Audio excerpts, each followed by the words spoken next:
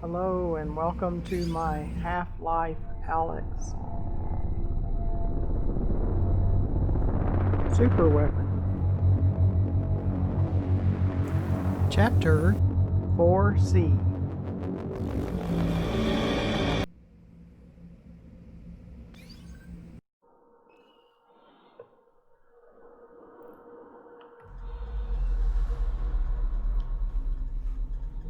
Now we have some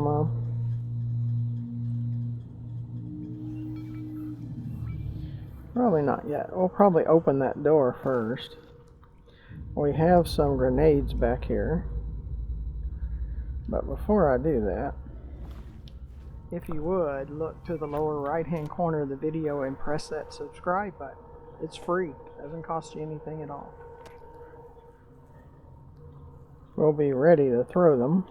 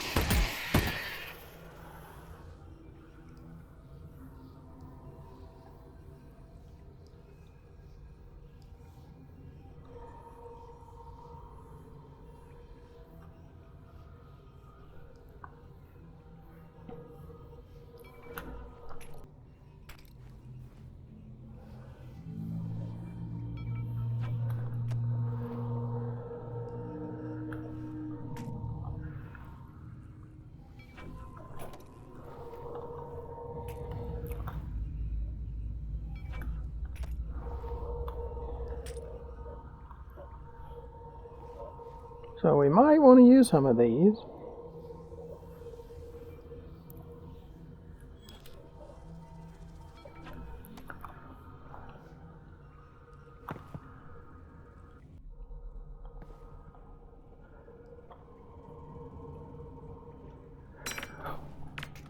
There it goes. Yes. Nice throw.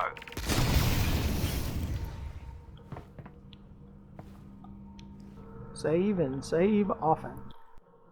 The floating headphones is the developer commentary. Although it may seem obvious that throwing would be a trivial interaction to support in VR, a lot of nuanced work is required to get it to feel right. And if we were going to build puzzles like this one, where the player must throw an armed grenade through a high duct, throwing needed to work well. A typical VR game running at 90 frames per second will read the sensor data from the track controllers once per frame.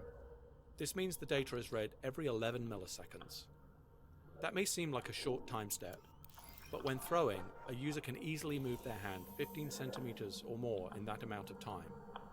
Additionally, the player may release the object by opening their hand or releasing the trigger at any point during their throwing motion. This makes reconstructing the act of throwing a virtual object an interesting signal processing problem. It's up to any given piece of VR software to derive the player's intent from the discretely sampled controller data, and we've learned a lot over the years about what works and what doesn't. In the lab, which we shipped in 2016, we sampled the controller's positional data every 11 milliseconds and used the sampled positions to compute the controller velocity at each time step. We then used an average of the computed velocity and direction over several frames before and after the object release to determine the velocity and direction to apply to the thrown object. Although this was functional enough to ship, it didn't always feel consistent, especially if the game's frame rate ever fell below 90 frames per second. Later, in the Index controller tech demo Moondust, we expanded on this algorithm by biasing towards higher velocity data.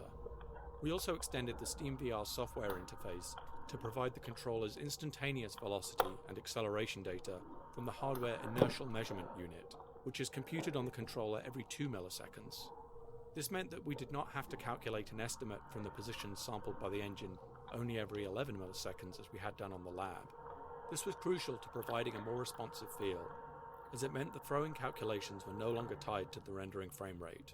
After further experimentation, we arrived at the solution used in Half Life Alyx, which takes 10 frames that preceded the release of the held object and averages the 3 frames bracketing the peak controller velocity in that time window. We have found that this tends to lead to a better approximation of precisely when the player intended to release the thrown object. This approach resulted in consistent, comfortable throwing, enabling us to rely on players being able to accurately throw grenades or any other objects with confidence.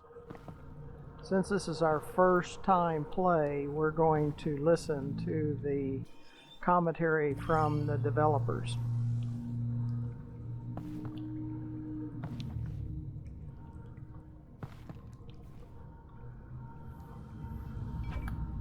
We're always looking for things that we can use, like resin and shotgun shells and bullets and medical syringes and all, just everything that we can use.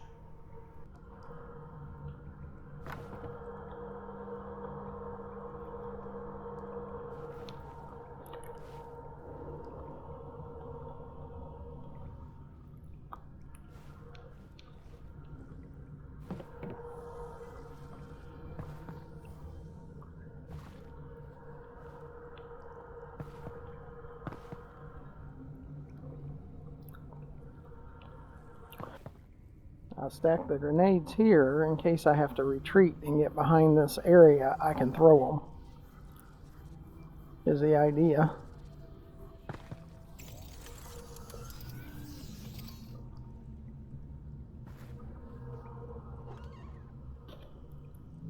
And I can also use that door because there's going to be combines. And YouTube allows you, as the viewer, to subscribe to 2,000 channels for free. So we just need one of those free subscriptions. I need another. Hey, on the monitor, Combine. I see him. Overwatch acknowledges activity. Confirmed Sector 02. Last Possible four. necrotic interference. Out of shells. Sector 05. Containment status.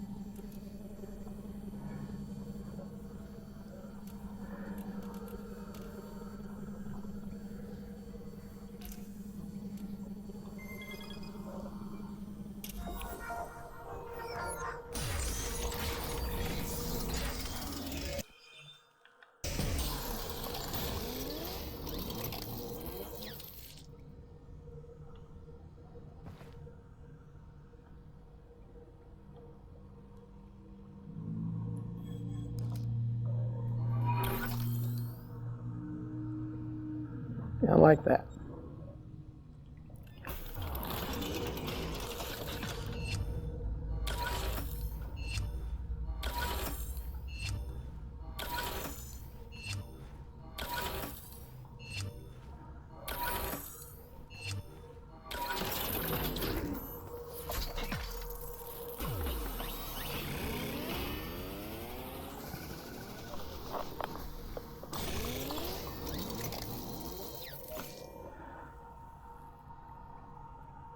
Oh, wow, check it out. My gun just keeps getting better and better.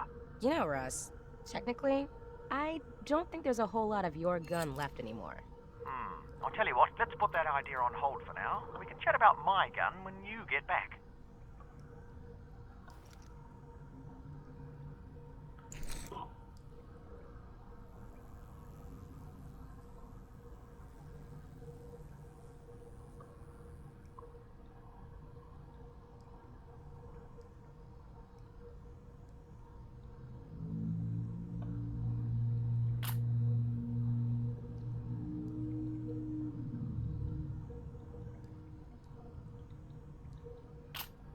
Okay, that's where it is.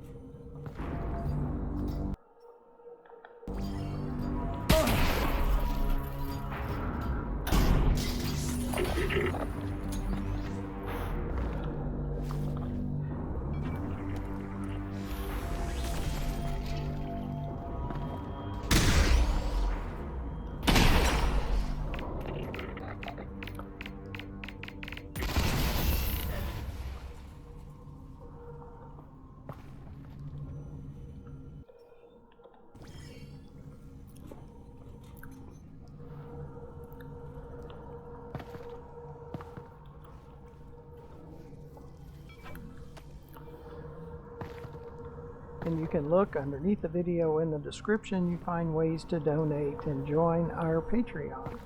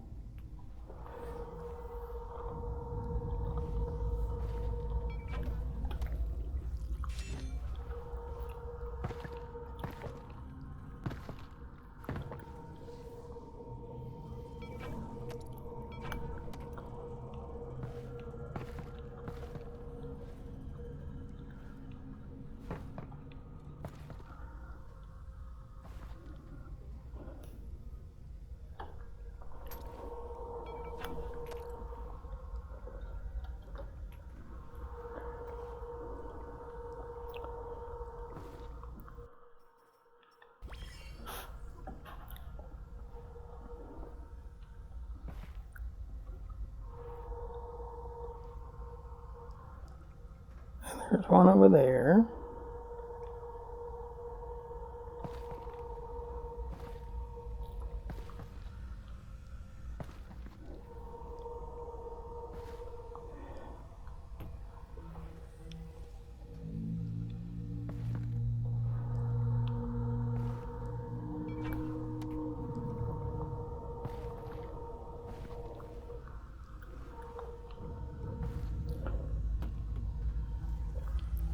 And we're stashing grenades.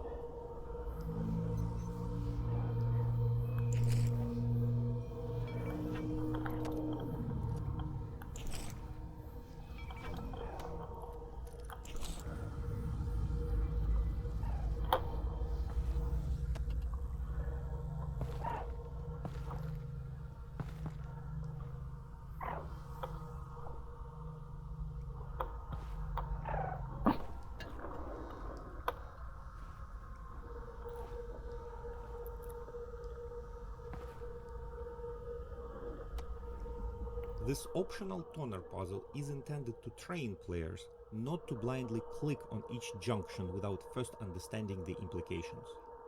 This particular puzzle is designed to have the side effect of tripping a fire alarm if the player merely clicks on each toner junction they encounter without looking ahead.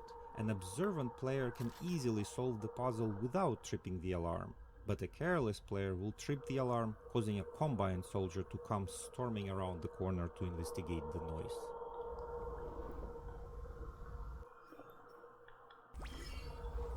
That's good to know.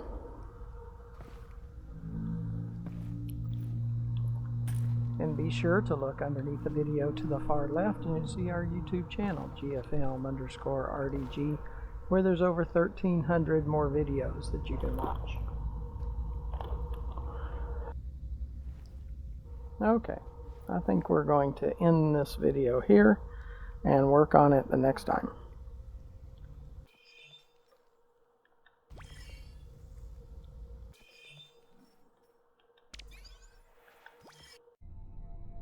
I do appreciate you coming along, and hopefully you join us for the next video, and also hopefully you'll press that free subscribe, watch more of our videos, consider donating and joining our Patreon. So until the next video, thank you for watching. Goodbye.